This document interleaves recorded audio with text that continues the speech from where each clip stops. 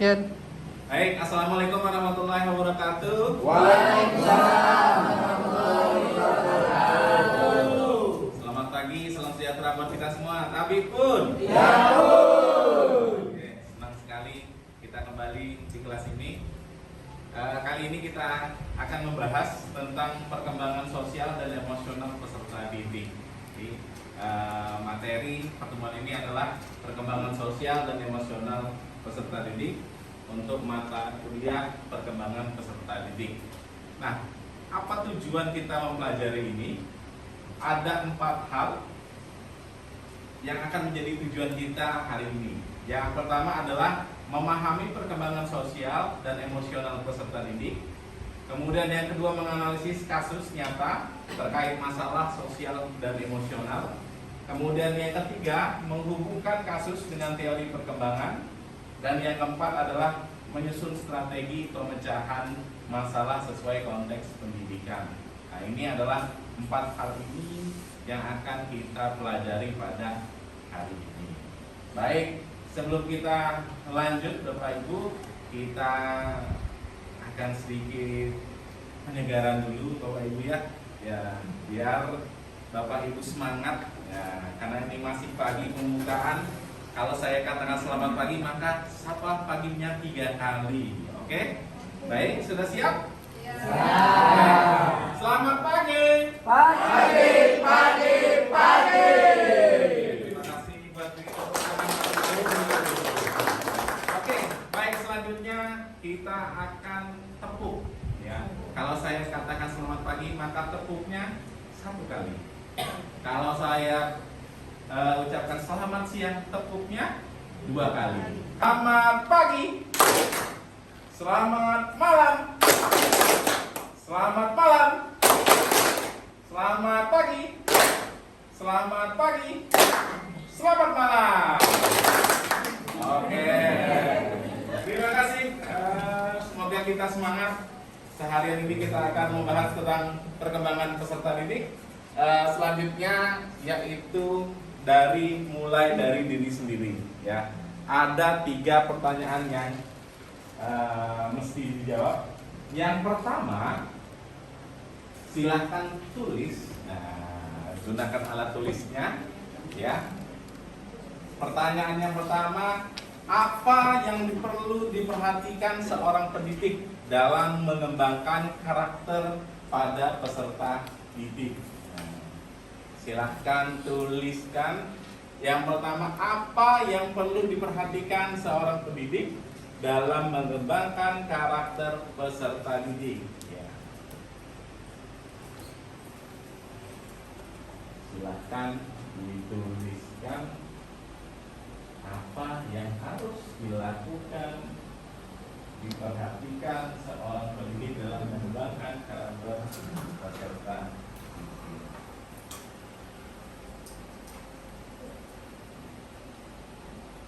Sudah? Kira-kira apa saja yang perlu diperhatikan? Sudah ditulis? Oke Bapak Ibu, yang kedua, apa peran guru dalam perkembangan peserta didik? Apa peran guru dalam perkembangan peserta didik? Silahkan tuliskan peran guru.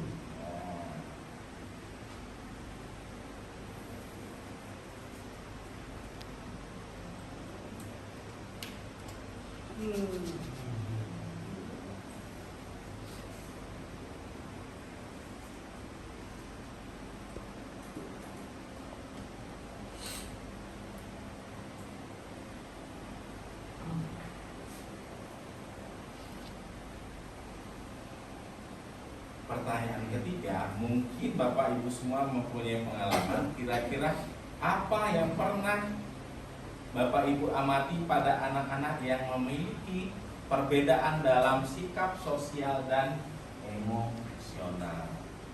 3 pertanyaan ini silahkan dijawab.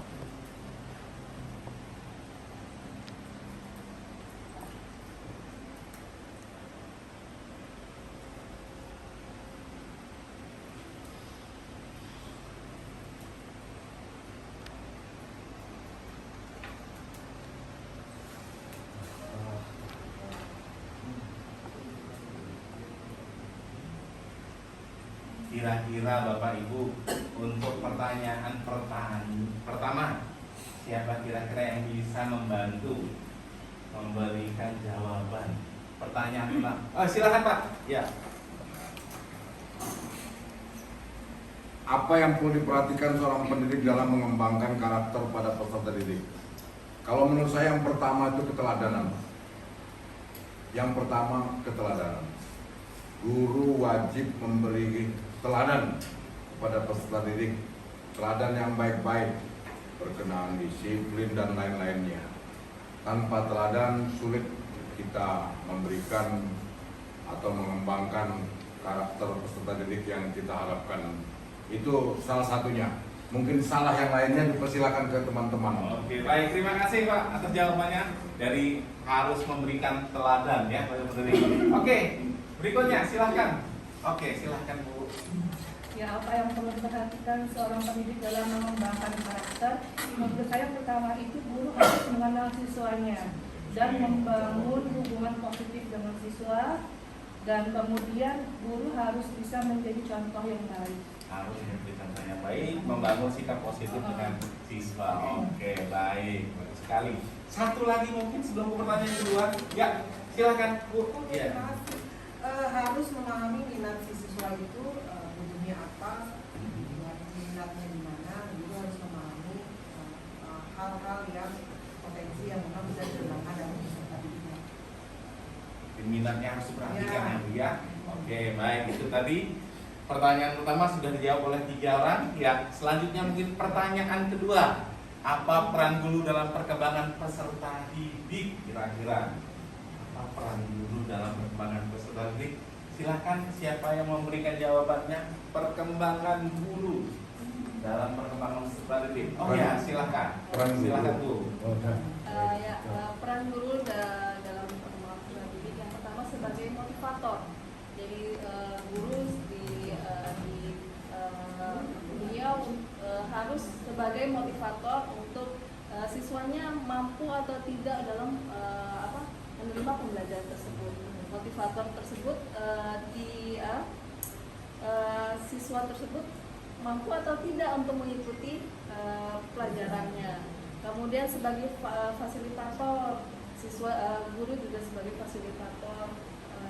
Apa sih yang diperlukan dalam pembelajaran tersebut, seperti itu, agar emosional perkembangan peserta didik juga mampu mengikuti pelajaran tersebut, seperti itu. Baik, terima kasih Bu. Jadi harus jadi motivator dan fasilitator. Silakan Pak, tadi sudah tunjuk tangan tadi. Oke, udah terlanjur ya, sebetulnya hampir sama. Oke, silakan. Tentu saja guru memiliki peran yang sangat sentral dalam perkembangan peserta didik, karena guru selain sebagai penyampai pengetahuan, guru juga memiliki peran dalam sebagai fasilitator, kemudian pembimbing, motivator sekaligus pembentukan karakter dan sikap peserta didik. Nah, dari situ seperti yang tadi sudah disampaikan sebelumnya, peran guru di sini tentu saja bisa sebagai teladan seperti yang tadi disampaikan Pak Joko, kemudian peran sebagai motivator, kemudian peran sebagai evaluator karena juga menilai perkembangan siswa, kemudian untuk dilaporkan kepada orang tuanya, dan sebagai konselor atau sebagai pembimbing. Saya kira itu yang dapat saya sampaikan. Terima kasih. Boleh tambah? Silakan Pak. Mungkin ini menyangkut pertanyaan pertama dan kedua sekaligus. Jangan dilupakan peran guru untuk kesemuanya itu tidak dapat dilupakan administrator.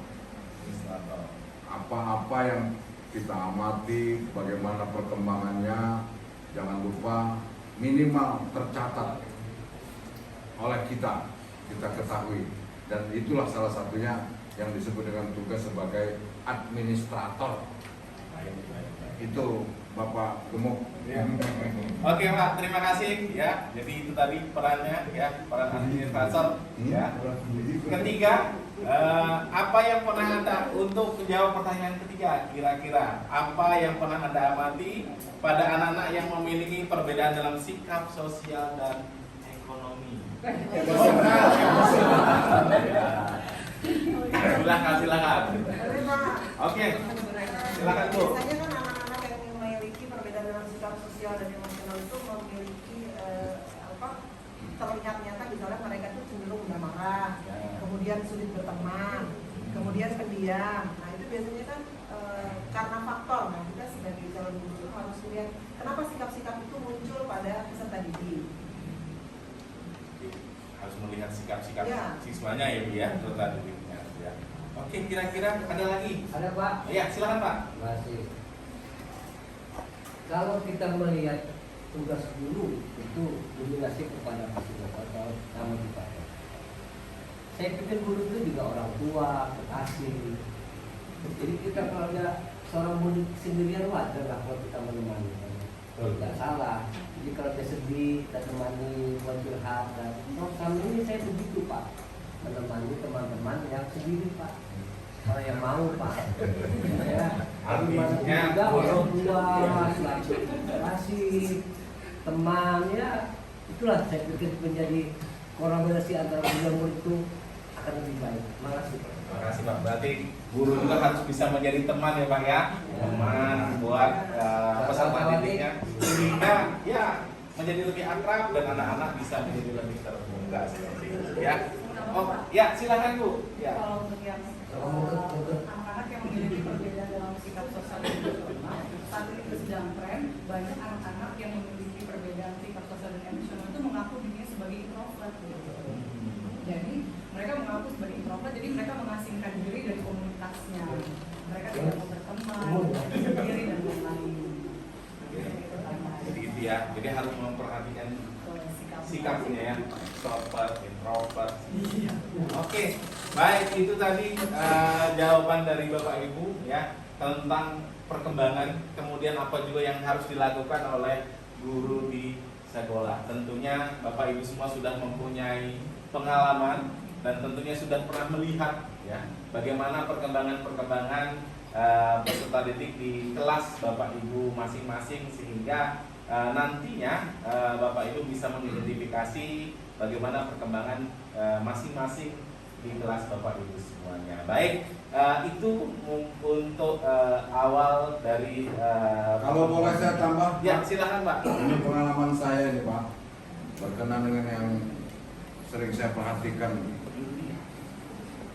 berhubungan dengan sikap sosial dan emosional. Ya, Yang pertama ini berkenan dengan komunikasi. komunikasi. Saya ngajar kuliah itu. Saya perhatikan kalau anak-anak yang kecenderungan yang kemampuan kognitifnya bagus, diikuti juga kemampuan emosional yang bagus. Kadang-kadang melalui mereka menanggapi reaksi dari temannya. Ada yang berlebihan, ada dengan kalimat kasar dan segala macamnya. Kalau perkembangan kognitifnya bagus, cenderung juga emosionalnya agak bagus. Nah ini mungkin jadi bahasan kita ke depan. Ya. Jadi selain komunikasi juga kemampuan beradaptasi. Anak-anak yang komunikasinya bagus, kognitifnya bagus, komunikasinya bagus, saya perhatikan mereka juga adaptasi di kelas juga bagus. Itu yang saya amati untuk saya sebagai guru tadi. Terima kasih. Oke, baik, terima kasih Bapak. Yang saya contoh tadi itu yang perlu diperhatikan, saya ini emosional kurang bagus. Oh, ya. Tapi saya menyebut bapak guru tadi dengan bullying, bapak gemuk tadi itu salah juga itu Pak. Semoga lebih bagus lagi ya Pak ya. Amin. Emosionalnya. Oke, baik. Ini tadi awal dari tahapan kita. Tentunya ini memulai dari diri sendiri. Harapannya Bapak Ibu bisa menggali lebih banyak pengalaman-pengalaman yang ada di tempat kerja Bapak Ibu semuanya. Baik, selanjutnya kita akan menuju tahapan berikutnya, ini tahapan eksplorasi konsep. Baik, kita akan melanjutkan tahapan eksplorasi konsep. Baik, kita lanjutkan Bapak Ibu semuanya ke sesi eksplorasi konsep. Kita akan membahas tentang perkembangan sosial emosional remaja. Baik, Bapak Ibu sekalian, tentunya ketika kita membahas perkembangan, kita tidak akan lepas dari teori Erik Erikson tentang psikososial. Nah, ini adalah salah satu teori ya yang membangun dasar perkembangan peserta didik. Oke, baik. Tentunya kita akan membahas tentang teori Erik Erikson. Siapa sih Erik Erikson ini? Dia mengembangkan teori 8 tahap perkembangan psikososial dari lahir hingga dewasa tua. Jadi Erik Erikson ini mengembangkan teori 8 tahap perkembangan psikososial dari lahir hingga dewasa tua. Kemudian baik, kita lanjutkan ya. Teori Erik Erikson tentang psikososial. Jadi Erik Erikson ini mengembangkan teori 8 tahap perkembangan psikososial dari lahir hingga dewasa tua. Nah, kemudian setiap tahap memiliki konflik yang harus diatasi. Jika berhasil, individu berkembang sehat. Jika gagal, timbul masalah kepribadian. Nah, ini teori Erikson. Nah, apa saja tahapannya? Nah, menurut Erikson ada 8 tahap perkembangan. Yang pertama adalah infansi, 0 sampai 1 tahun, ya. Nah, di sini dalam tahapan ini anak belajar mempercayai orang lain lewat kasih sayang dan kebutuhan yang terpenuhi. Jika gagal, anak akan curiga, ya.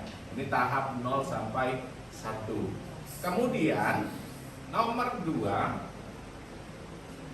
early childhood, ya.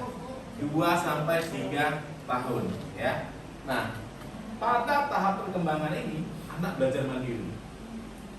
Jika gagal, maka akan muncul rasa malu dan ragu-ragu. Ini di perkembangan anak 2 sampai 3 tahun. Kemudian ada yang ketiga, itu preschool, ya, 3 sampai 6 tahun, ya. Nah, di sini anak belajar berinisiatif, ya. Jadi sudah muncul inisiatifnya, ya. Nah, ketika ditekan, ya, maka muncul rasa bersalah. Nah, di sini anak sudah muncul rasa bersalahnya, ya.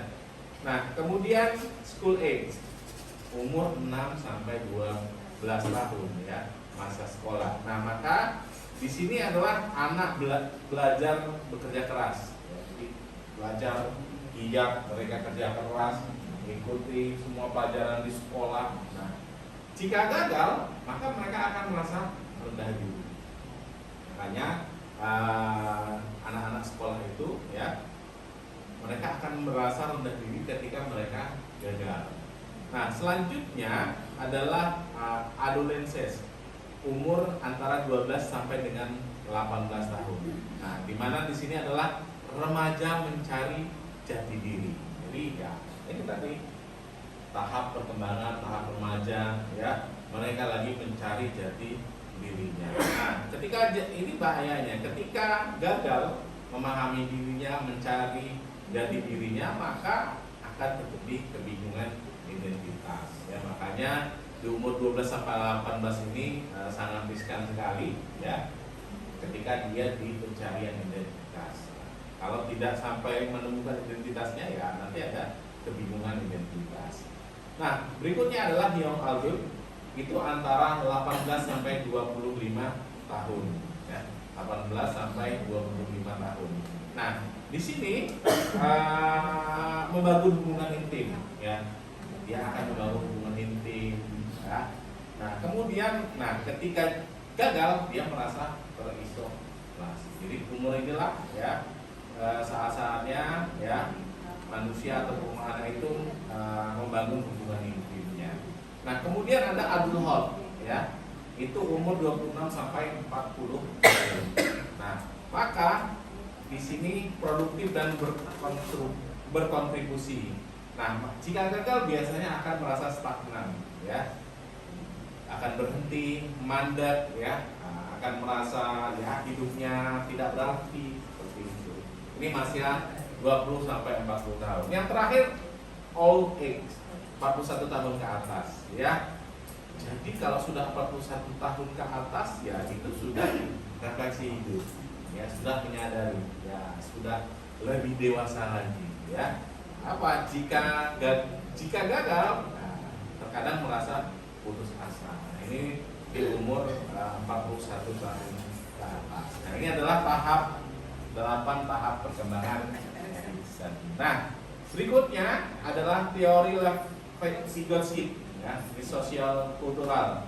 Nah, dia menekankan bahwa perkembangan kognitif dan sosial anak sangat dipengaruhi oleh lingkungan sosial, budaya, dan interaksi dengan orang lain. Jadi menurut Vygotsky ini ya sosial, budaya yang ada, interaksi dengan orang lain itu sangat mempengaruhi perkembangan kognitif dari seorang peserta didik. Ya. Konsep utama Vygotsky adanya zone of proximal development, di mana rentang kemampuan anak yang bisa dicapai dengan bantuan orang dewasa atau teman sebaya. Jadi menurut Vygotsky ada kemampuan anak itu yang bisa dicapai dengan bantuan. Disinilah perlu kehadiran orang tua, perlu kehadiran guru di sana. Ya, untuk apa? Untuk memaksimalkan kemampuan anak, untuk melebarkan tentang kemampuan yang dicapai oleh anak. Kemudian adalah scaffolding, bantuan sementara dari guru ada teman untuk membantu anak menyelesaikan tugas, kemudian dikurangi bertahap. Nah, jadi kalau menurut Vygotsky ya ada proses di mana itu namanya scaffolding. Ketika seorang anak dibantu tugasnya ya mungkin pertama dibantu banyak, secara bertahap-tahap diturunkan sedikit demi sedikit, nah, sehingga nanti anak-anak mandiri tidak dibantu lagi. Nah, kemudian peran bahasa di sini Vygotsky mengungkapkan bahwa bahasa adalah sebagai alat pikir. Anak belajar mengontrol emosi melalui salto. Ya, jadi ini adalah bahasa. Jadi bahasa sangat-sangat mempengaruhi dalam perkembangan. Kemudian adalah interaksi sosial. Ada perkembangan emosi, moral, dan kognitif terjadi lewat interaksi sosial. Jadi anak-anak dalam perkembangannya sangat juga dipengaruhi oleh bagaimana dia melakukan interaksi sosial seperti itu. Nah, itu tadi dua teori yang secara umum ya ada di dalam perkembangan atau pertumbuhan anak. Nah, baik, untuk lebih meningkatkan pemahaman, maka sesi selanjutnya kita akan bagi sesi ini menjadi diskusi ya. Jadi kita bagi menjadi dua kelompok ya. Ini lebih enaknya kita bagi, mungkin biar lebih mudah. Nah, kita bagi kelompok kiri dan kelompok kanan. Nah, ya. Jadi kelompok kiri dan kelompok kanan kita bagi. Nah, tugasnya apa? Tugasnya adalah nanti menyelesaikan kasus ya. Oke, ini saya anggap ini kelompok A, ini saya anggap kelompok B, ya, begitu ya, A dan B. Baik, apa kasusnya? Nah, mungkin perlu dicatat dan nanti diskusikan. Yang pertama, seorang siswa SMP sering menyendiri, tidak mau bergaul dan tampak murung saat di kelas. Ada seorang anak di SMP ya menyendiri, tidak mau bergaul, kemudian tampak murung saat di kelas. Silahkan kelompok A diskusikan ya kasus ini. Apa yang terjadi terhadap siswa tersebut? Seorang siswa SMP sering menyendiri, tidak mau bergaul dan tampak murung saat di kelas. Ya. Berikutnya kelompok 2 ya. Kelompok 2 kasus 2. Kelompok B ya. Kasusnya adalah ada seorang siswa sering marah dan sulit mengendalikan emosi ketika ditegur. Nah, ini ada 2 kasus. Kasus pertama dan kasus 2. Silahkan diskusikan ya. Menurut kelompok A kasus 1, kelompok B kasus 1, apa yang terjadi terhadap siswa tersebut. Oke, untuk diskusi ini akan saya beri waktu 20 menit ya. Silakan berdiskusi tentang kasus ini. Oke? Jelas? Jelas ya. Oke, silakan lakukan diskusi mengenai kasus-kasus tersebut. Oke, Bapak Ibu semuanya ya. Kelompoknya silahkan tadi sudah dibagi ya. Sini A, sini B. Ya, silahkan Anda mulai berdiskusi. Kita waktunya 20 menit. Setelah nanti diskusi kita lanjutkan presentasi. Oke, baik, silahkan diskusi. Ini kursinya udah bermenit gitu. Pakai angkat tuh dari Oke. Oke ya boy. Ini lebih kayak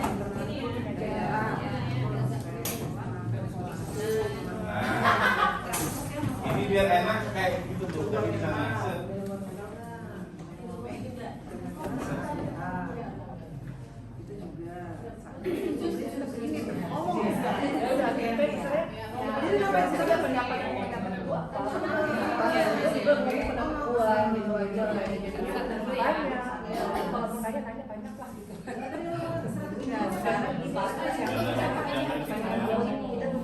Yang di sana yang ya.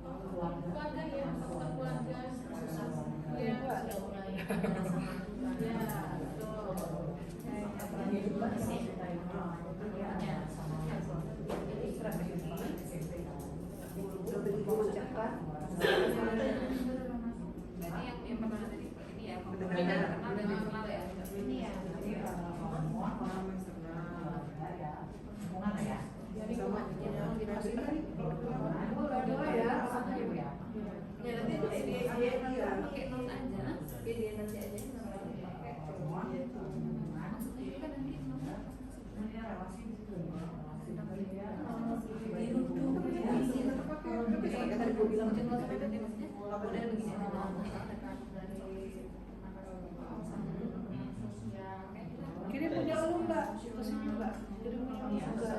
Punya siapa yang mau jual? Aku tulis tangan.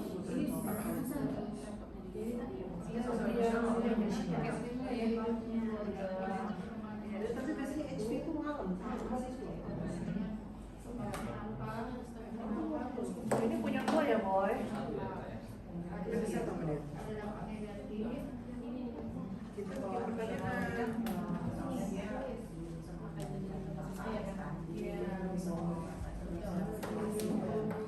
Kirim ke WA.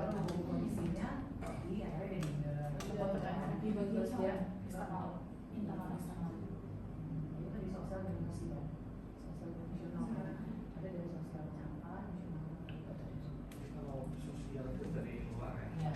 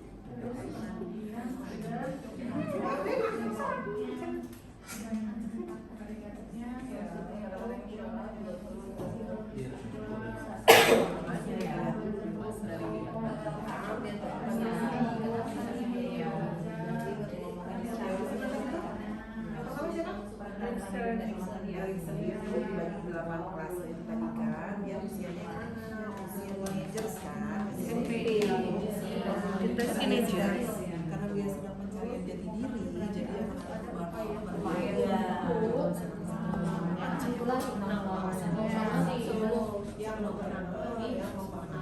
Iya betul. Untuk mengenali penyebabnya apa, bisa ada yang solusi.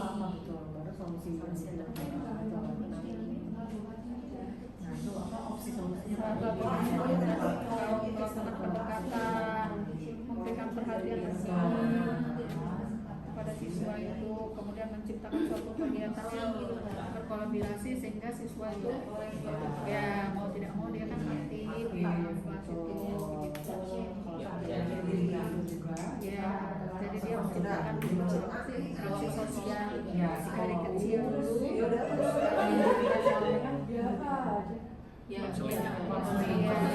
Kalau dalam pembelajaran mungkin bisa memberikan Akhir reward. itu. Iya, Apa sih? Langkah terakhir. Dulunya dulu. ya Saya kepercayaan diri dikasih peran di kecil.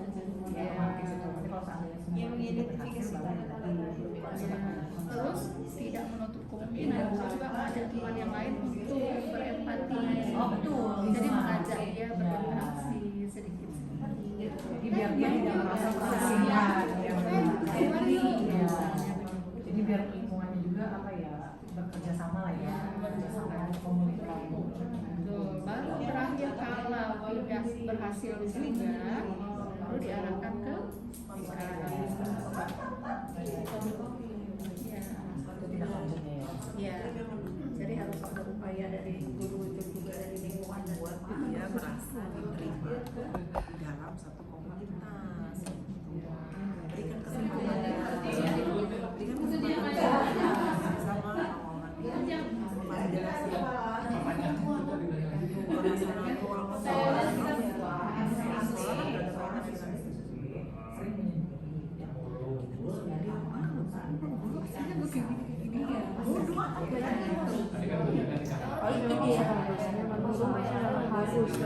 harus kenal sama siswa. Guru dosen juga gitu ya.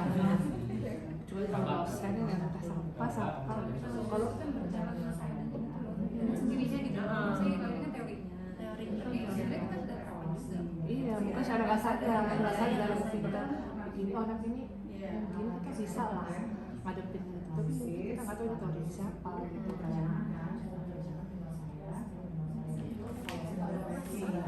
Itu sebenarnya macam-macam kan siswa yang diin itu bagaimana membangun hubungan yang positif dengan siswa yang kecil yang positif jangan siswa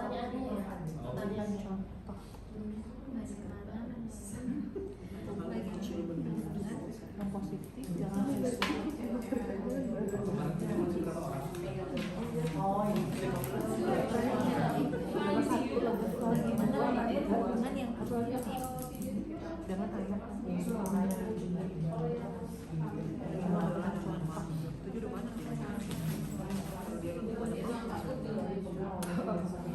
apa dia yang kedua yang kedua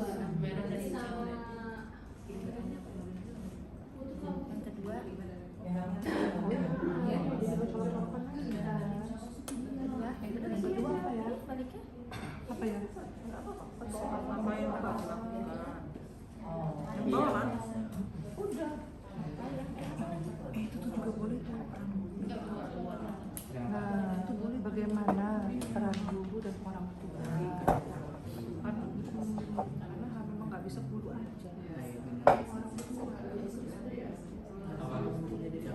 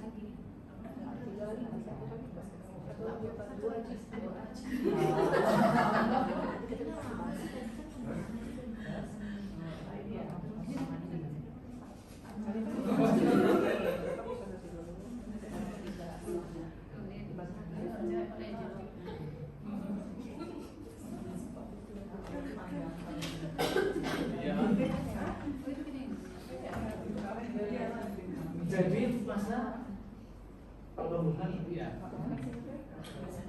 Oh, apa bukan ini?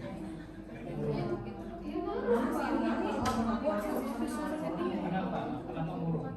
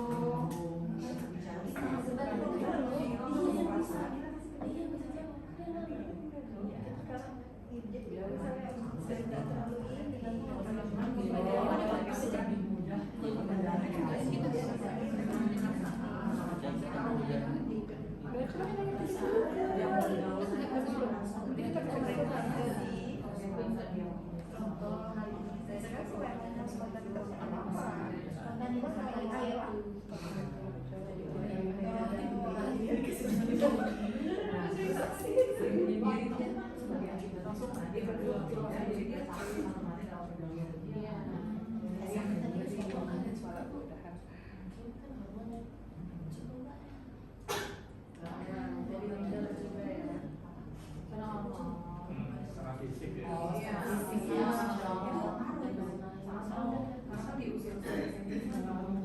Ini ada karakter sama fisik ya.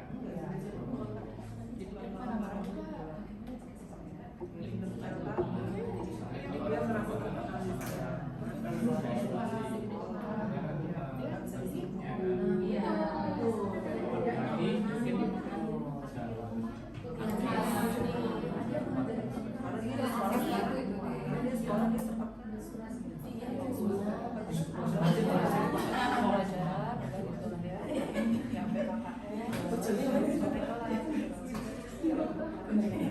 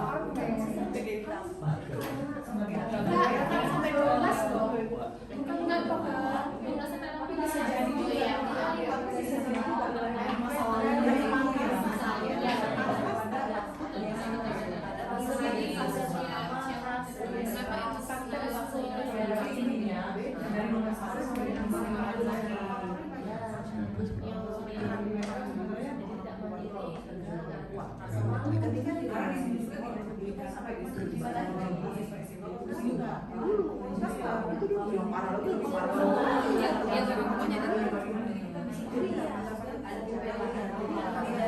bulan saja.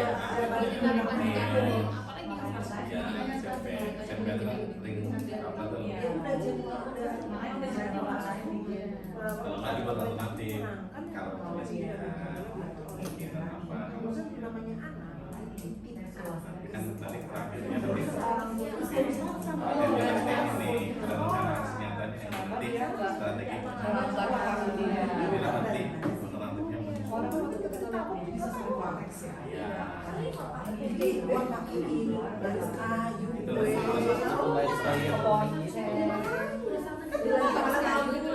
nanti ini terakhir deh, kalau yang rencana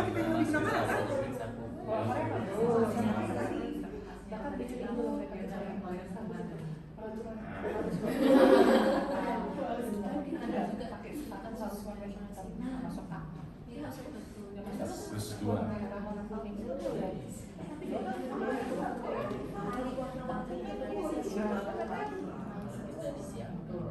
sampai akhir ya Bu Panji sampai strategi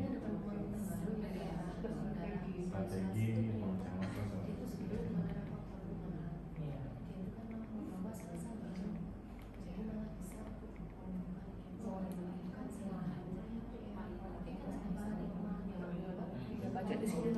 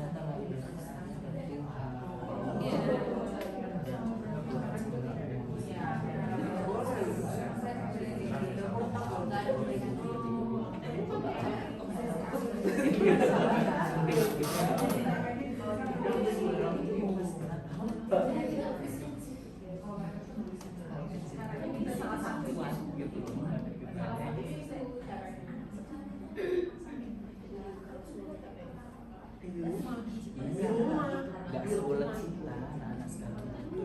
Berat gaji dulu.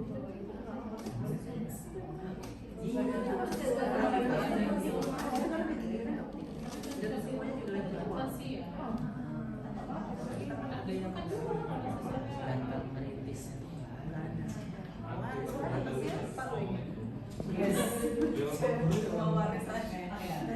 Tapi beda loh kalau untuk di bawah sama di SMP beda loh.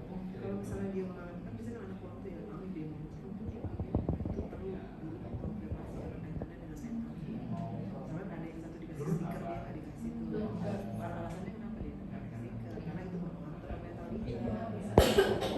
Apa yang harus jadi balance ini kenapa? Ini paham nggak sih lu kalau kamu sebagai tangan? Kan pokoknya nyetek satu stiker semua stiker.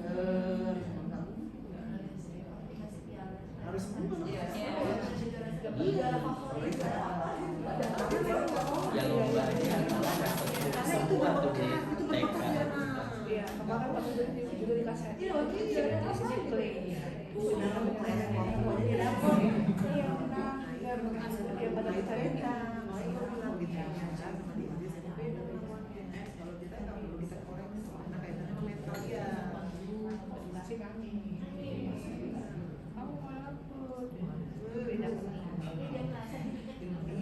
Iya, nanti dia merasa kecil hati. Teman-temannya dapet, dia nggak ada.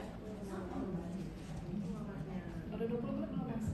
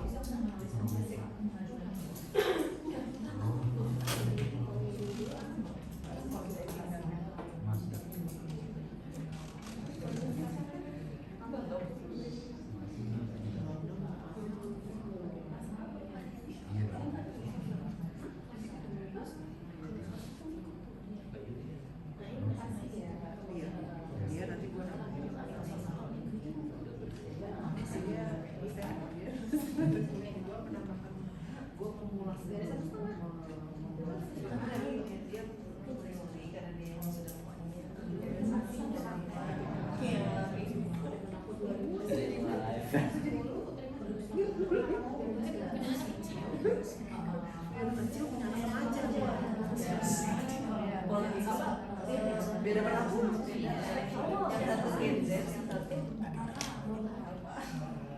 Yang satu biar tenang. Kalau yang satu kalau yang satu perempuan nggak jadi kalau perempuan tuh dan harus perutnya kenyang. Oh, Bapak Ibu semua sudah berdiskusinya. Silahkan kembali.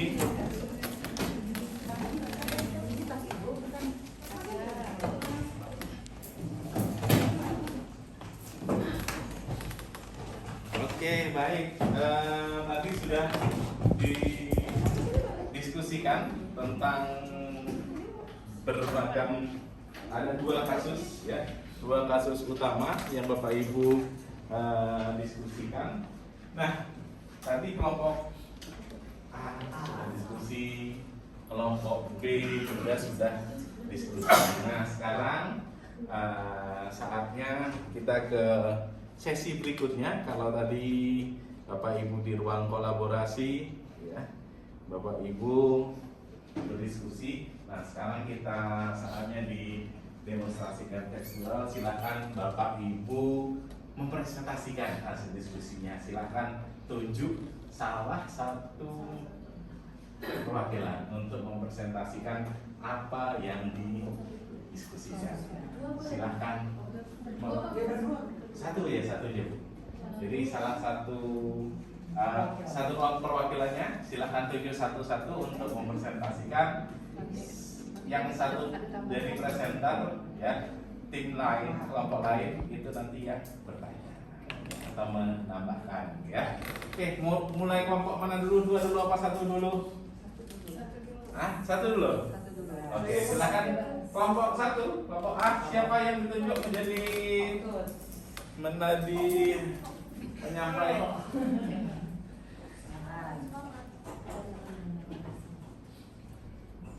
Action. Baik, terima kasih. Assalamualaikum warahmatullahi wabarakatuh. Waalaikumsalam warahmatullahi wabarakatuh. Saya mewakili dari kelompok 1 terkait dengan pertanyaan ya, atau kasus tentang seorang siswa SMP sering menyendiri, tidak mau bergaul dan tampak murung saat di kelas. Nah, kita yang langkah pertama itu menganalisis Pak. Jadi setelah kita analisis tadi dan berdiskusi dari teman-teman, jadi saya mewakili teman-teman sendiri di sini ya, terkait dengan kenapa sih siswa SMP yang tadi terlihat murung. Ada beberapa masalah yang kemudian menyebabkan siswa tersebut terlihat murung gitu. Yang pertama ada faktor eksternal dulu, faktor keluarga. Nah, faktor keluarga ini bisa menyebabkan siswa itu ketika berangkat sekolah bisa murung.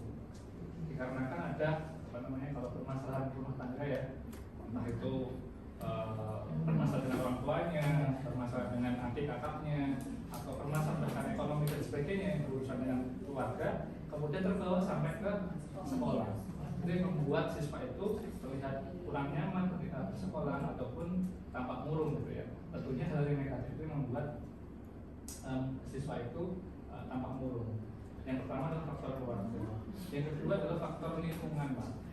Faktor lingkungan juga menyebabkan siswa itu atau berteman sebaya ya, atau kasus bullying misalnya, siswa itu dibully atau dilakukan secara yang tidak wajar, tidak adil oleh teman-temannya sebaya, sehingga ketika dia bersekolah itu merasa murung atau malu atau takut untuk sekolah, sehingga dia terlihat murung dan kurang nyaman di sekolah. Terus yang ketiga ada faktor terkait dengan perkembangan fisik, psikologis, fisik anak, yaitu perkembangan hormon. Nah, usia SMP, kalau tadi Pak Guru menjelaskan terkait dengan teori Erikson nomor 4 atau 5 itu umur 6 sampai 12 itu mereka mempunyai perkembangan pada tahap hormonnya yang kurang mencari dari diri gitu ya. Dimana pada posisi itu misalnya Pak ini dalam posisi fisik ya yang berbeda, misalnya mungkin yang perempuan sudah mulai masa fase-fase menstruasi gitu ya, perempuan itu menyebabkan moodnya tidak bagus, mungkin yang perempuan seperti itu ya. Begitu juga laki-laki mungkin karena umur-umur segitu mungkin muncul bau keringat, bau badan dan tidak, sehingga percaya dirinya di kelas itu tidak lagi itu terkait dengan itu. Terus ada mungkin tambahan Bapak Ibu? Ya, untuk satu permasalahan yang menyebabkan siswa SMP itu murung. Dampak negatif ya. Oh, gitu. Mungkin pernah mengalami kejadian yang tidak enak di sekolah. Itu juga bisa menyebabkan murung. Misalkan bullying atau mungkin kekerasan verbal, bullying verbal atau fisik dari rekannya atau gurunya yang secara sadar atau tidak sadar sudah membuat dia misalkan terluka gitu. Trauma yang itu menyebabkan mungkin mempunyai karakter introvert gitu ya. Gitu. Selanjutnya dampaknya ya. Oke.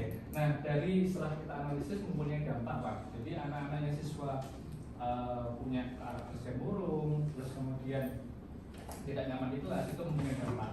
Dampaknya ya salah satunya pasti di dalam prestasi siswa itu sendiri, hasil belajar, terus kemudian komunikasi dengan teman-temannya itu tidak berjalan dengan hasilnya kurang maksimal.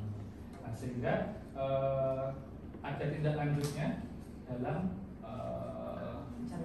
mencari solusi ya, karena tindak lanjutnya yaitu dengan pendekatan, guru melakukan pendekatan personal dengan siswa. Ada apa sih siswa ini sebenarnya dalam kelas gitu ya? Apa permasalahannya, kita cari, kita kasih solusi. Terus kemudian kita juga berkolaborasi dengan guru-guru yang lain, mapel-mapel yang lain yang mengajar gitu ya. Terus selanjutnya juga memberikan reward ya kepada siswa itu ya, artinya untuk memberikan kepercayaan diri ya. Biar pede ya. Biar pede supaya anak itu bisa dikasih reward sama gurunya dan teman-temannya supaya lebih percaya diri lagi, supaya tidak turun lagi. Terus kemudian memberikan konseling juga dari guru BK, komunikasi juga dengan orang tuanya. Mungkin itu ada tambahan lagi. Ya, TikTok itu mungkin. TikTok. Oh ya. Guru dengan siswa. Mungkin itu bisa saya sampaikan. Ya, dari teman-teman mau menambahkan dulu. Silakan di kelompok 1 kalau ada tambahan sebenarnya. Ada yang Ya, mungkin ada pertanyaan, ada tambahan yang mungkin bisa diajukan. Silakan kelompok 2. Izin bertanya nih, terkait dengan siswa yang suka menyendiri tadi, ketika kita punya teman yang seperti itu, bagaimana menjalin hubungan positif dengan teman yang seperti itu? Kalau tadi kan dari ibu dan mungkin orang tua ya saya. Terima kasih. Jadi gimana cara menjalin hubungan yang positif? Gimana maksudnya hubungan yang positif, Bu? Antara sesama. Iya, antara sesama itu Pak. Oh, antara Karena kan tadi sesama. cuma diri supaya. Oh iya ya, gimana itu Pak?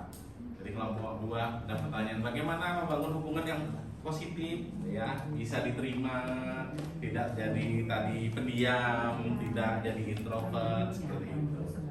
Ini peran guru atau untuk secara general atau saya sebagai temannya? Sebagai teman Pak, kalau kita Saya punya sebagai teman temannya. seperti itu, ya supaya menjadi. Oh, kalau saya punya teman seperti itu, apa yang saya lakukan? Ya. Supaya ada hubungan yang positif gitu Pak. Oh, Bisa gitu. menjadi hubungan yang positif dengan teman yang seperti itu. Oke, yang pertama mungkin Bu Aja, saya akan berpikiran positif terhadap orang yang kemudian mempunyai sifat introvert atau gitu ya. Kemudian mendekati teman tersebut, kemudian ngajak ngobrol biasa. Terus kemudian memberikan kepercayaan dia, kita ajak terawung, kita ajak jalan bareng, kita ajak main bareng, kita ajak diskusi bareng. Itu untuk membangun kepercayaan diri dia itu sendiri bahwa oh dia nanti akan terbuka, dia kan ada punya trauma ya, mungkin sama saya atau sama si dia gitu ya. Ketika orang itu datang atau teman-temannya datang, itu kan memberikan oh ternyata tidak seperti itu loh. Biasanya orang datang membayangkan hal-hal yang kemudian buruk gitu. Tapi ketika orang datang menjumpai dia yang bermasalah, maka dia akan membuka oh ternyata nggak seperti itu ya. Ternyata Bu Febri, ternyata berarti baik ya sama saya yang bergaul. Maka dia akan membuka diri ya, pelan-pelan gitu. Jadi artinya kita yang pertama adalah justru kita yang kemudian aktif untuk berkomunikasi dengan pihak yang tadi gitu, dan berpikir positif. Itu sih. Boleh menambahkan ya? Ini kita sambungkan dengan pengalaman yang ada ya. Ini pengalaman anak saya saja. Anak saya kebetulan suka bercerita dengan siapa saja bercerita. Jadi kalau saya lihat itu dengan teman yang diam saja bercerita. Nah hal ini bisa diambil dari segi positif. Ketika kita mendekati seseorang yang terluka, itu tidak perlu kita menanyakan kamu kenapa. Itu nggak perlu. Jadi seperti biasa aja, natural aja ya, semua berjalan normal saja. Misalkan aku pinjam buku PM dulu, aku catatannya kurang nih, mulai membuka diskusi seperti itu, pembicaraan seperti itu. Nanti lama-lama dia akan merasa oh aku ini punya teman, lingkungan ini menerima aku. Nah, jadi hal-hal normal itu yang sepatutnya juga ditanamkan oleh guru ke siswa, bahwa ayo kita bersama-sama, kita ini satu keluarga yang seperti itu, motivasi seperti itu yang bisa membuka pikiran siswa untuk menerima satu sama lain. Mungkin itu saja dari saya. Artinya di sana perlu peran guru juga ya, memberikan kesadaran kepada siswa-siswa. Ya. Oke, saya kira cukup ya kelompok 1. Ya, oh iya, silakan. Ini kan untuk yang penyendiri dan pendiam. Ya. Kemudian tuh nanti timbul 2 pertanyaan, saya mah bukan introvert dan gak introvert masalahnya. Ada yang memang tiba-tiba pendiam, ada yang memang dari awal pendiam sampai akhir. Bukankah kita juga harus menganalisis diamnya ini tiba-tiba diam, atau memang dia pendiam karena tidak mau berbaur dengan orang lain? Dan itu jadi permasalahan juga buat kita. Kan ada kan tiba-tiba ceria, tiba-tiba dia diam. Nah itu kan makanya tadi benar yang dikatakan oleh Pak Putut, harus dianalisis dulu permasalahan dia diam ini karena apa? Ketidaknyamankah atau kenapa sebenarnya sehingga dia menunjukkan tindakan seperti itu. Benar. Cuma kalau untuk anak yang dari awal sampai akhir dia pendiam, wah itu benar banget harus ada konseling. Kenapa dia tidak bisa berbaur dengan orang lain? Kecacatan sosial yang mana yang tidak tepat di usia remaja yang 12 sampai dengan 18 tahun itu yang menyebabkan dia menjadi pribadi seperti itu. Karena kalau udah yang 12 remaja, teenagers, 12 sampai 18 tahun itu sudah mau jadi Pak, udah mau jadi pra dewasa awal.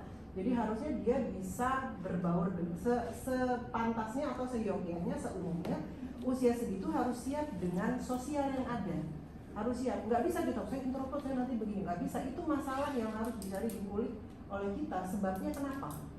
Kenapa dia menjadi pribadi seperti itu? Gagalnya di mana ini? Karena kan dari sekolah baik itu TK, SD, SMP mengajarkan peserta didik untuk siap berbaur dengan masyarakat secara sosial. Oke, masukannya bagus sekali. Terima kasih, cukup ya. Mari kita beri tepuk berkelompok satu. Oke, silakan kembali. Terima kasih untuk ya, kasus satu ya sudah dipaparkan oleh kelompok satu. Ya, silakan siapa perwakilan dari kelompok dua untuk dapat mempresentasikan apa yang sudah didiskusikan. Silakan. Ayo, siapa yang menjadi perwakilan? Sama ini. Bismillahirrahmanirrahim.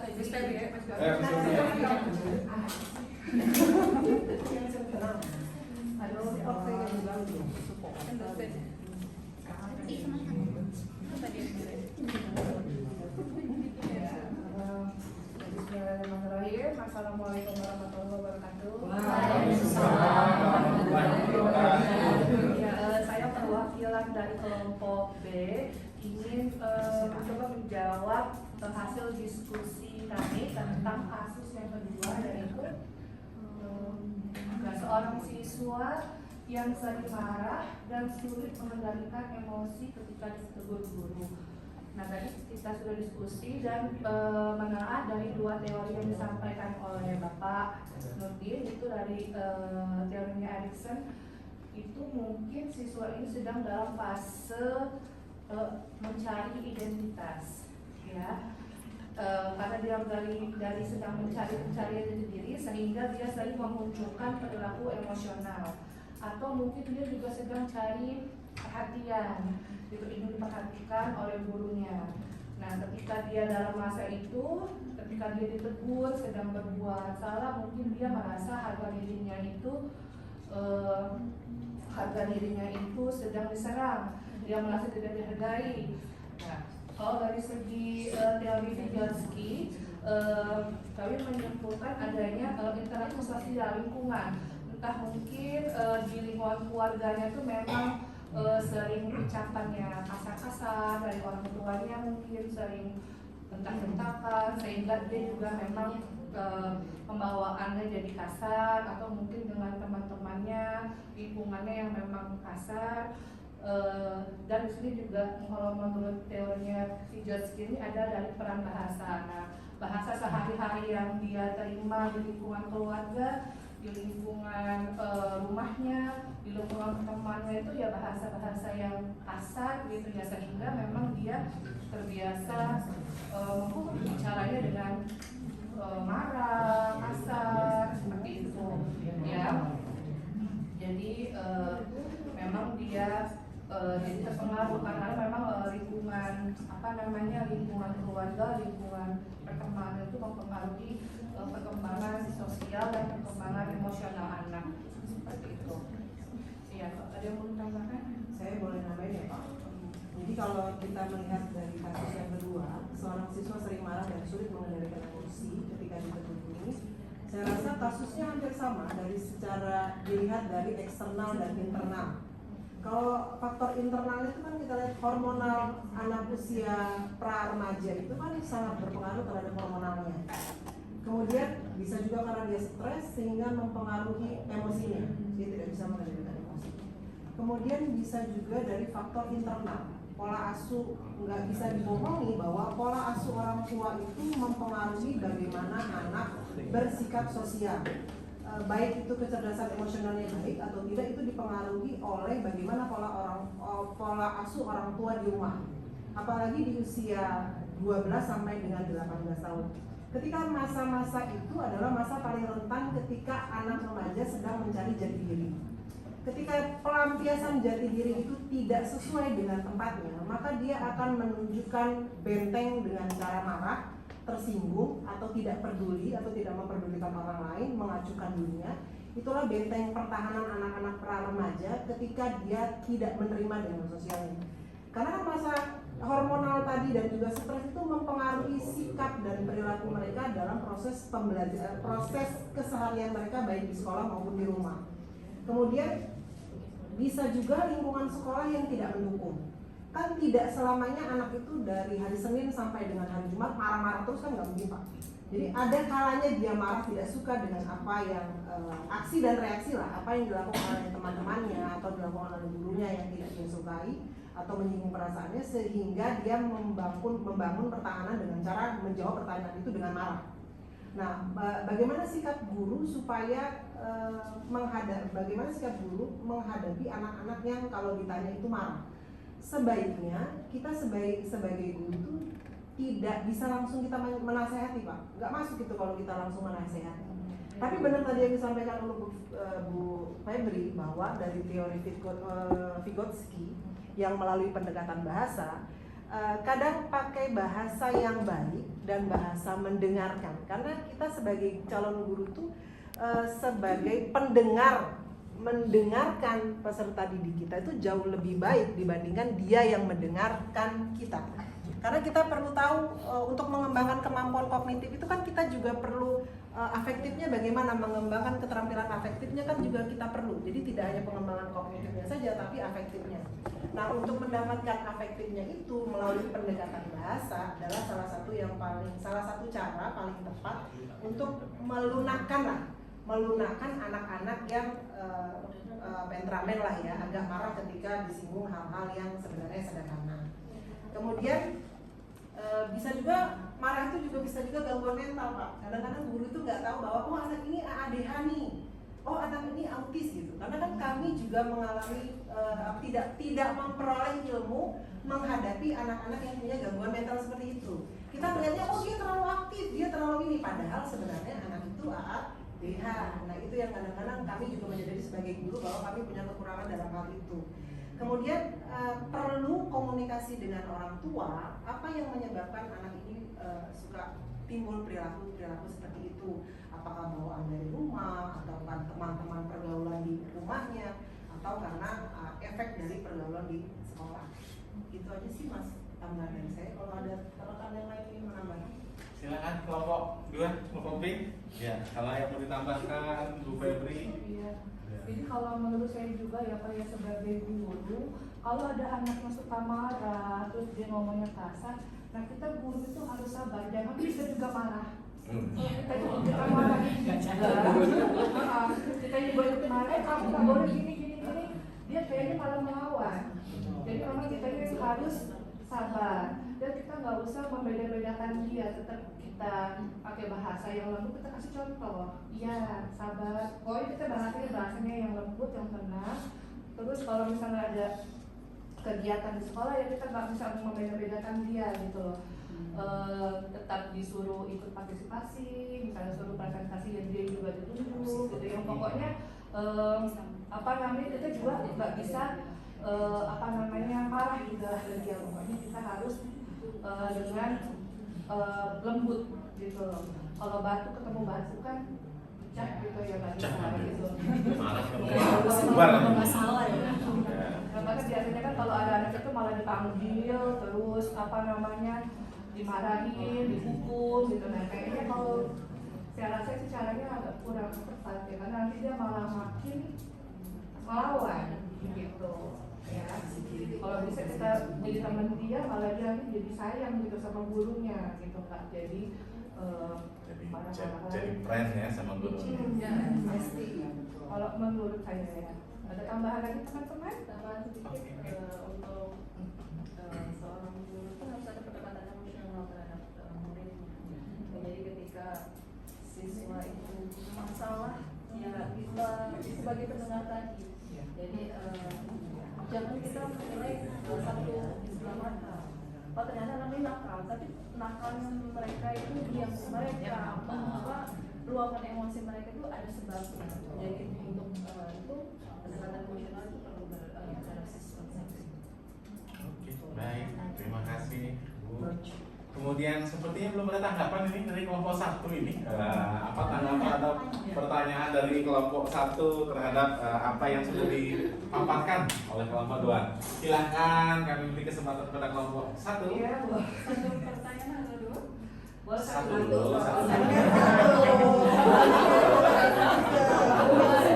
Hanya dua, satu aja Bu ya. Silakan.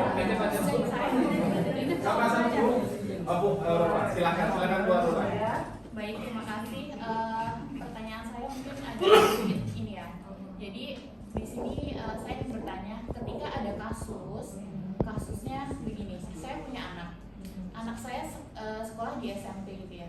Di dalam satu kelas, anak saya itu ternyata sering dibully gitu ya. Dibully kan kalau usia SMP itu kan ada grup geng-geng gitu kan.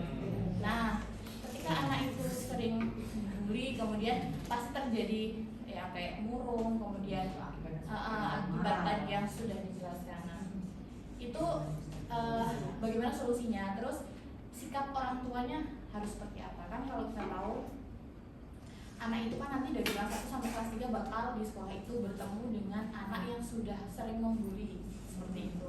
Nah itu orang tuanya itu harus bagaimana? Apakah solusinya kalau di situ nanti anaknya tetap bertemu, kepribadiannya masih sering gitu ya.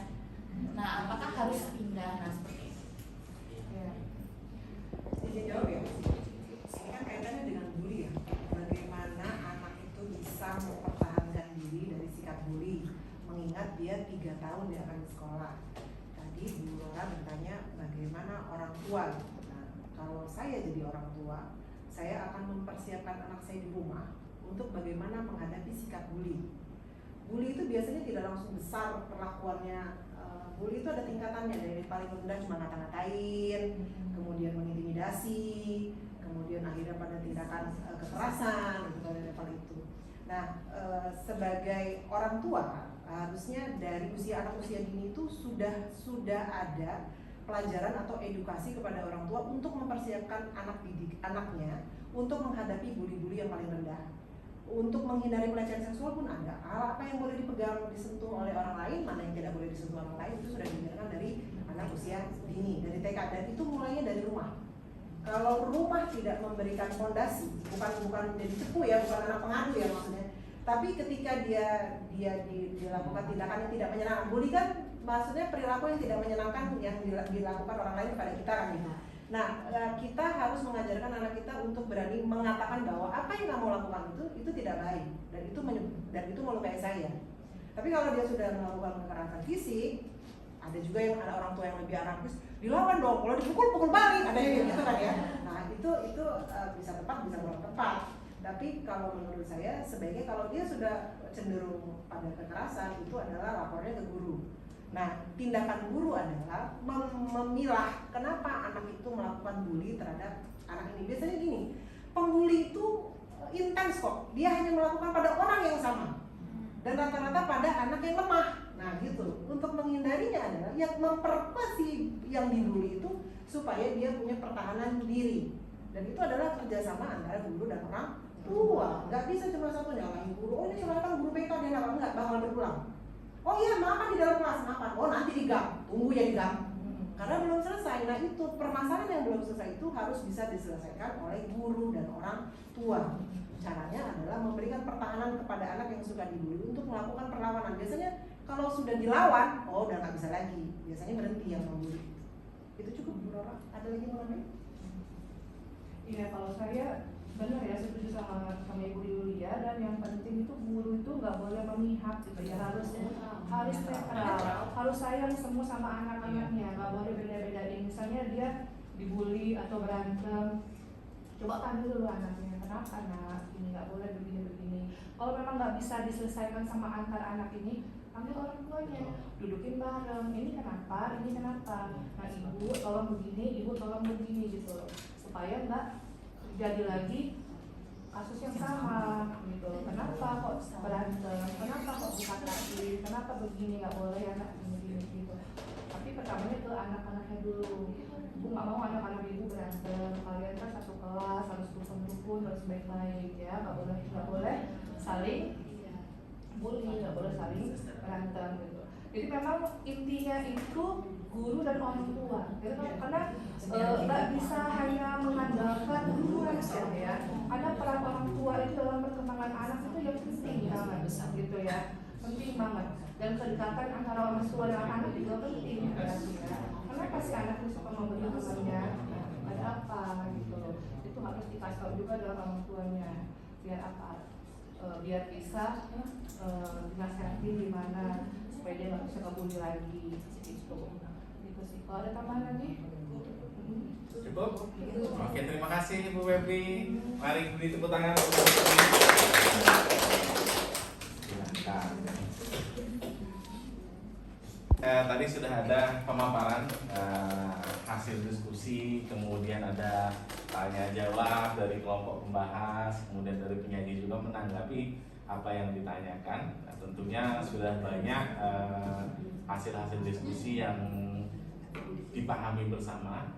Oleh karena itu selanjutnya yaitu kita masuk ke elaborasi pemahaman, di mana di sini adalah bagaimana pemahaman bersama dari kelompok 1 dan pemahaman bersama dari kelompok 2. Nah, selanjutnya mungkin sepanjang closing statement ya untuk kelompok 1 dan kelompok 2. Selanjutnya mungkin kepada kelompok 1 ya, saya beri waktu untuk memaparkan closing statement kasusnya. Ya, silakan. Ya, di situ deh. Silakan Bu Febri. Ya, silakan. Baiklah, terima kasih kesempatannya. Intinya dari kelompok 1 yaitu guru harus membangun hubungan positif dengan siswa, artinya komunikasi di sini, kemudian memberi kegiatan kooperatif learning untuk meningkatkan interaksi guru dan siswa, kemudian memberikan apresiasi kecil, hadiah misalnya atas partisipasi siswa tadi, kemudian kolaborasi dengan konselor, orang tua jika ada masalah yang berkelanjutan. Gitu. Terima kasih. Oke, baik, terima kasih. Pada kelompok 1 intinya adalah di kelompok 1 tadi bagaimana yang membangun hubungan positif ya, guru membangun hubungan positif dengan siswa, kemudian memberikan kegiatan untuk meningkatkan interaksi antara guru dan siswa, kemudian memberikan apresiasi kecil ya atas partisipasi, dan tentunya yang terakhir tadi kolaborasi dengan konselor atau orang tua jika masalah berlanjut. Itu tadi dari kelompok 1 ya. Silahkan selanjutnya mungkin dari kelompok 2.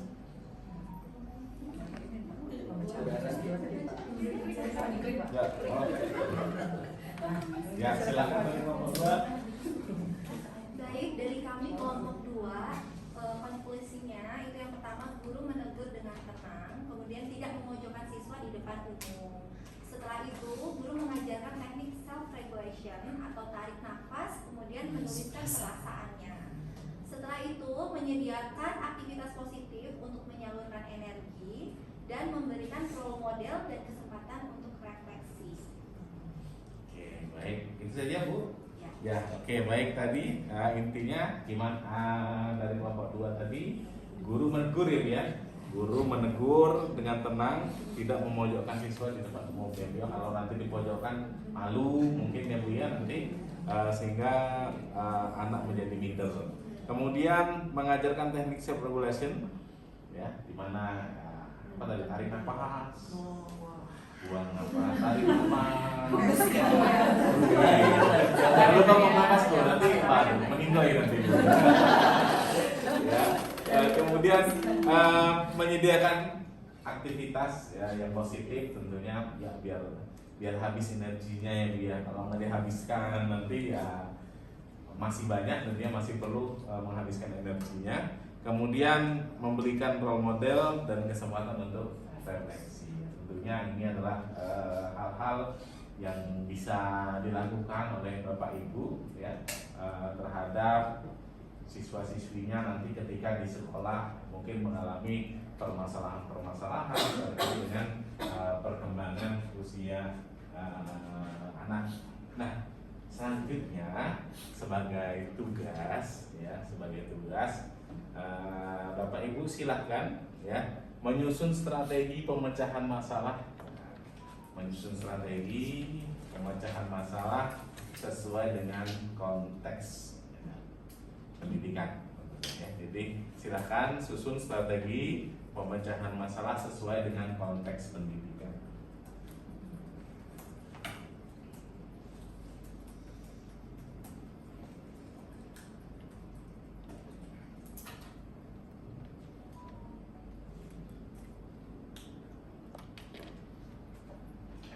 Silakan diketik ya Bu ya. Ya, nanti.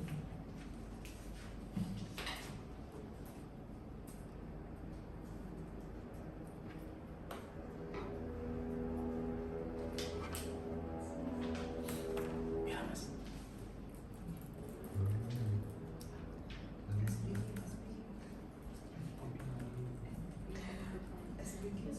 Ya, tuliskan ya rencana strategisnya ya.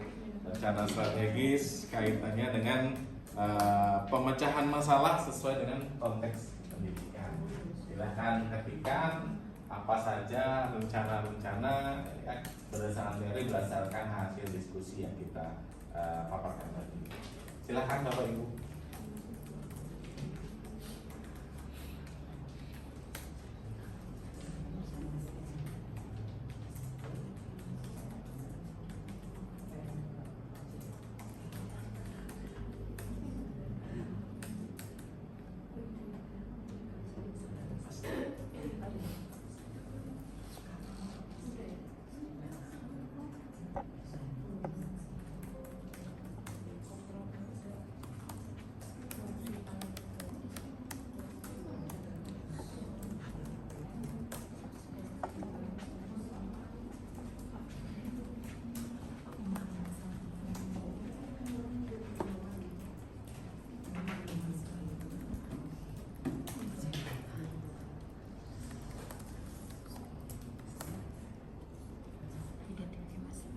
Analisis masalah ya. Identifikasi analisis. Iya. Harus identifikasi ya Kak. Strategi ya. Nanti bisa rencana penerapan ya.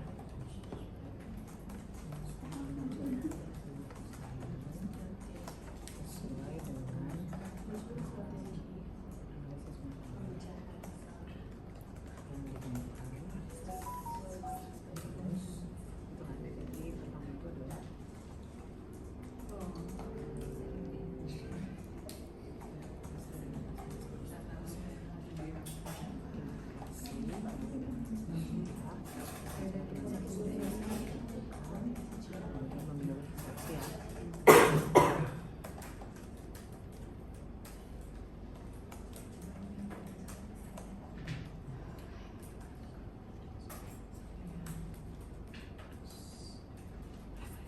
refleksi yang terakhir.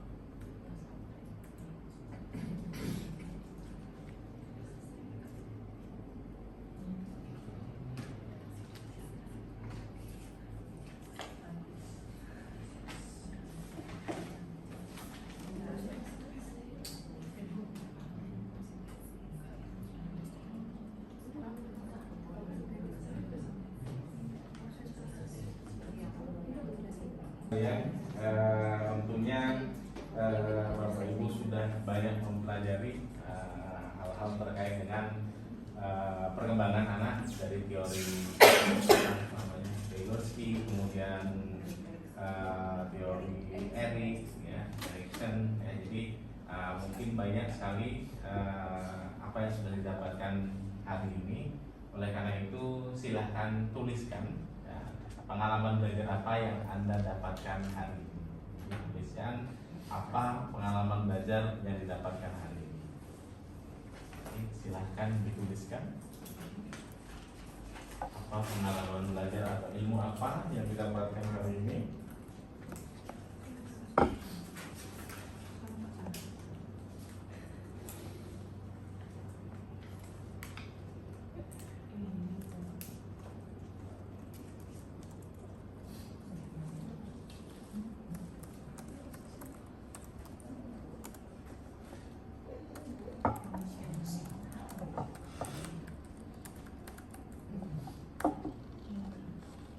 Apa yang saya dapatkan hari ini, kemudian hal-hal baru apa yang saya pelajari hari ini.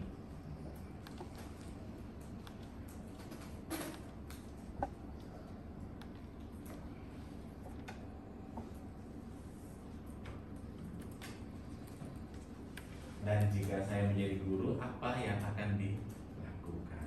Ya, tuliskan 3 hal itu.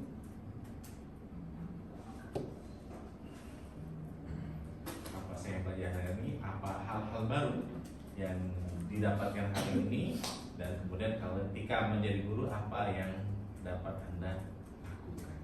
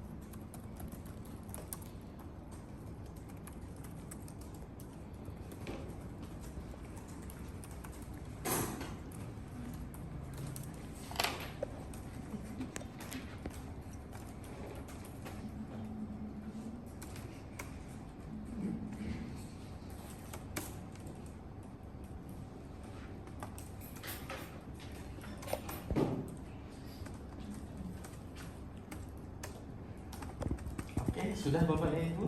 Ya. Baik, silakan mungkin perwakilan satu orang, silakan memaparkan apa yang dipelajari hari ini. Siapa? Oh iya. Lalu silakan. Terima kasih. Kami sudah banyak belajar Pak, belajar mengenai perkembangan sosial emosional pada peserta didik, lalu pengalaman-pengalaman apa saja dan bagaimana solusi yang baik jika kita menemui kasus tersebut pada siswa kita. Lalu kita juga belajar tentang teori-teori yang pendukungnya, yaitu dari Vygotsky dan Erik mengenai perkembangan sosial emosional. Lalu jika saya menjadi guru, saya akan hal apa saja yang akan saya lakukan. Tentunya saya akan membangun komunikasi yang baik antara guru dan siswa dan juga orang tua. Lalu saya juga akan menggunakan pendekatan kooperatif bertahap dan selalu melibatkan orang tua begitu juga ABK, lalu membangun tentu saja hubungan yang baik antara guru, siswa, dan orang tua. Mungkin itu saja dari saya, Pak. Terima kasih. Oke, terima kasih Bu Galuh. Ya, tepuk tangan buat. Selanjutnya mungkin satu lagi mungkin apa yang didapatkan hari ini dan sebagainya. Silakan siapa yang mau jawab? Oke, Bu Pepri silakan Bu. Ya, dari pelajaran hari ini saya mendapatkan pengetahuan ya tentang berbagai jenis masalah-masalah yang dihadapi siswa, tentang sosial dan emosionalnya.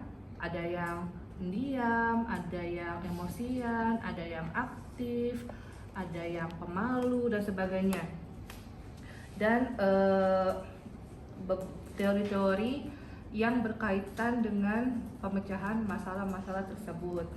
Dan jika saya menjadi guru, maka yang harus saya lakukan pertama adalah saya harus kenal dengan siswa saya dulu, kenal wajahnya, kenal karakternya, kemudian membangun hubungan baik dengan siswa saya dan juga wali-wali murid ya. Dan dalam pembelajaran tentunya mungkin akan lebih sering menggunakan strategi pembelajaran yang kolaborasi ya, sehingga siswa selalu dilibatkan aktif, jadi tidak dibeda-bedakan. Jadi mereka memang terlibat dalam pembelajaran, bisa berkelompok, bisa saling memberi masukan dan sebagainya, supaya mereka juga saling kenal satu sama lain, seperti itu. Dan yang penting saya juga sebagai guru harus memberikan contoh yang baik ya, seperti karena kan guru adalah digugu dan ditiru. Jadi supaya anak-anak saya nanti baik, berarti saya juga harus baik dulu dari segi penampilan, tutur kata, bahasa, kemudian disiplin. Jadi sehingga anak-anak juga bisa mencontoh gurunya, seperti itu. Oke, baik, terima kasih Bu Febri. Tentunya dari apa yang disampaikan dan apa yang kita pelajari hari ini, tentunya sebagai seorang guru ya, kita harus tahu ya perkembangan sosial emosional ya anak didik kita, peserta didik kita, karena ini sangat penting untuk mengetahui tumbuh kembang anak. Kemudian tentunya kasus ya yang terjadi kita bisa melihat dari berbagai teori, baik itu teori Erikson maupun teori Vygotsky ya, sehingga dari teori-teori tersebut harapannya nanti guru dapat mengambil strategi praktis ya, strategi yang dapat diterapkan ya. Tadi sudah dipaparkan banyak sekali mungkin yang bisa dilakukan oleh guru, melakukan pendekatan, kemudian meminta teman-temannya untuk mendekati peserta didik yang agak-agak bermasalah ya, dan lain-lainnya. Nah, ini sangat penting bagi perkembangan siswa. Dan tentunya yang paling penting lagi adalah kolaborasi. Di sini ada kolaborasi antara guru, kemudian orang tua, siswa, dan konselor, sehingga apa yang terjadi itu bisa diselesaikan secara bersama-sama. Baik, mungkin itu yang dapat kita pelajari pada pertemuan kali ini. Mari kita tutup pertemuan ini dengan bersama-sama mengucap lafaz hamdalah. Alhamdulillah. Amin. Mari kita beri tepuk tangan buat kita semua. Sekian dari saya akhiri. Wassalamualaikum warahmatullahi wabarakatuh. Waalaikumsalam warahmatullahi wabarakatuh.